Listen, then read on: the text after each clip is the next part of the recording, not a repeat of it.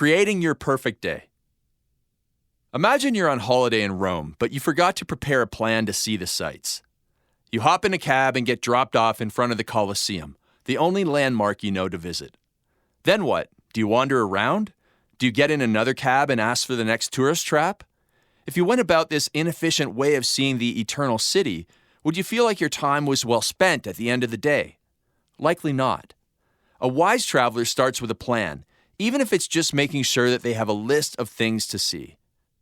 Most people start their days the same way as the unprepared traveler. The average person lives a reactive life. They get up, they fight to make it to work on time. That's the extent of their planning. They haven't looked any further ahead. They figure that when they get to work, then they'll figure out something to do, or worse, a way to simply get through the day. They wait to be told what to do or react to whatever emergencies are thrown their way. A lack of preparation handicaps us in all areas of life. Novice writers sit down in front of a blank screen and hope that inspiration will hit. Newbies to the gym go in, hop on a useless piece of cardio equipment, and go through the motions for 20 minutes with the wishful thinking that somehow this will make up for the 2,000-calorie appetizer they had at Applebee's last night, where they didn't plan ahead to stick to their diet. Ben Franklin once said, "If you fail to plan, you plan to fail." You know the power of planning and preparation, you just aren't doing it right for life.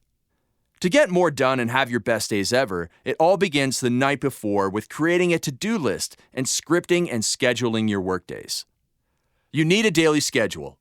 Writers need an outline for writing. If you want to lose weight, you need an exercise program and a meal plan. It's Boy Scouts 101.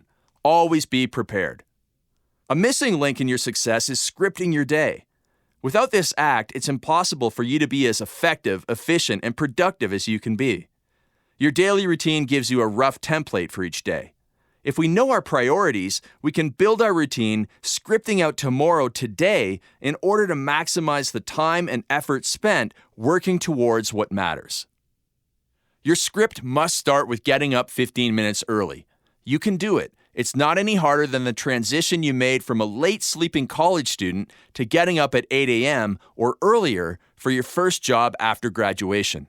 You survived that lifestyle change, and you will easily survive changing your current schedule to get up 15 minutes earlier tomorrow. It's not that difficult, and the benefits are priceless. Your script also requires you to set start and end times for all tasks, phone calls, and meetings. This avoids time vampires from sucking your schedule dry. To create the rest of your script, you must use what I call reverse goal setting. This method of goal setting focuses on working backwards to plan your days. You start at the finish line and you run your race in reverse. For many people, the finish line is about family. You want to be home for dinner. You want to have time with your kids. You want to talk to your significant other, to read a good book, and to relax in bed. You are tempted to squeeze a million activities, some productive and many insignificant, into your day. That's where things go wrong. That's where the inessential bogs you down and stresses you out. Trying to do too much will ruin a perfect day. Reverse goal setting prevents this mistake. Start by setting a deadline for your workday. If you want to be home by 5:30 p.m. and your commute will take 30 minutes, then that means you must leave the office at 5 p.m. To leave the office at 5 p.m., you'll need to stop working on your big tasks at 4:30 p.m. so you can tidy up, prepare for the next morning, go through a simple life-changing end-of-workday ritual, more about this in a moment, and dash off any last emails or notes to colleagues about important projects or meetings for the next day. If you start work at 9 a.m., that gives you 7 hours of work, depending on the length of your lunch and midday breaks. Even if your career involves a lot of travel, as mine does, we can still follow a general routine to be highly productive on the road. We must get to the airport early, and after we slog through the security rigmarole, we must find a chair, open our laptops, and work as if we were in a more hospitable environment. I've even found that I can meditate as easily on a plane as I can at home. Such are the rituals of the road warrior. Your script is vital to your success. You must plan your days so that you know what you will get done. You must prepare for your mornings so that you start the day organized and are able to attack the number one priority in your life first thing in the morning. Your daily script is easy to follow when you build it around your number one priority and you have your not-to-do list in place to keep you out of temptation. This structure makes the right behaviors easier to follow. Scripting your day also allows your subconscious mind to work at night while you sleep. When your brain has its to-do list, it will generate ideas while you rest. That's why you often wake up in the middle of the night with ideas. Keep a pen and paper handy at the side of your bed so that you can jot down the big ideas at 2 a.m. or first thing in the morning when you wake up. Those ideas are often like slippery little fish and get away for good if you don't capture them immediately. This is another reason why it is so important to go right to work on your priority tasks if they involve creative work. Dive right into your day without wasting time on preparation or procrastination, or letting your big ideas slip away. Your least important activities should be scripted for the time of day when you have the least mental energy.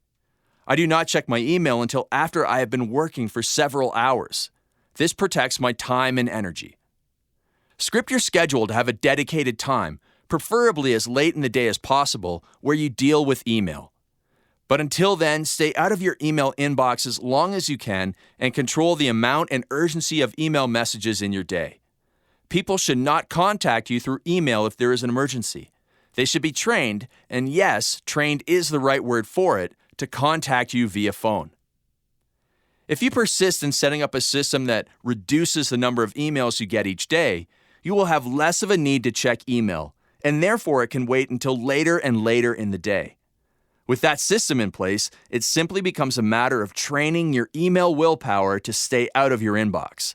Day by day, minute by minute, you can go longer and longer without checking your email. It is possible. I used to be an email addict myself. Back in 2006, just after I transitioned from being a personal trainer to a full-time writer, I immediately rebelled against early mornings and good email hygiene. I slept late until 7:30 a.m. When I woke up, I immediately opened my email on my BlackBerry, wasting the first hour of my day. Worst of all, there was often at least one negative message, such as a harsh critique of my work, that would throw my day off track.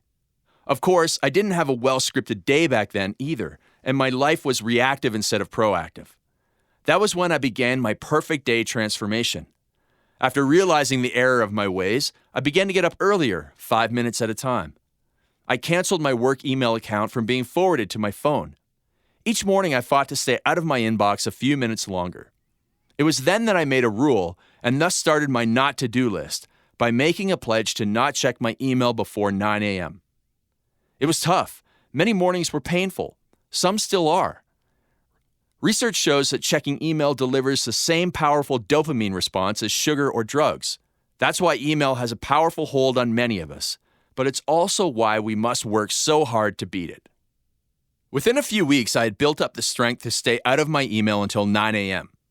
Over the months and years, it crept to 10:30 a.m., 11 a.m., 12 p.m., and today I check email only 3 days per week at 2 p.m. for a maximum of 2 hours.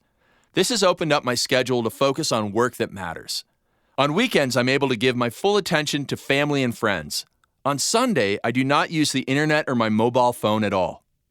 Without email, we are better able to concentrate on what counts, but it's unlikely that you will be able to kick the email hold in a day. You won't wake up tomorrow and be able to go device-free without withdrawal. That's understandable, but you will be able to delay checking your inbox for at least 5 minutes. Combine that with getting up 5 minutes earlier tomorrow, and that frees up 10 minutes of productive time in the morning. It sounds insignificant, but it will allow you to accomplish so much. 10 extra minutes in the morning gives you an extra hour of productivity per week, and 50 hours in a year, all without working later at night. Now you get to celebrate. I highly recommend that, at the end of the day, you use the Early to Rise Gratitude and Achievement Journal. Research shows that our motivation is driven by a sense of accomplishment. Writing down achievements, even if they are small, reminds us that we moved closer to our goals each day. It might be that you made a call to get a project moving. You might have stuck to your goal of writing 1,000 words for your book, as I did and will be grateful for today. List your accomplishments for the day along with who and what you are grateful for in life. This little exercise takes just 5 minutes but brings more fulfillment and happiness into your life. It's important to be reminded of all the good things we have in life and the progress we have made. It's what keeps us getting up early, staying out of our inbox, and having our best days ever. The scripted day is the best day. The best day leads to a great life. A great life ensures a lasting legacy. Each minute is a battle to be won. Make the right decisions with your time. This is the only life you have, and that's why it needs to be planned in great detail.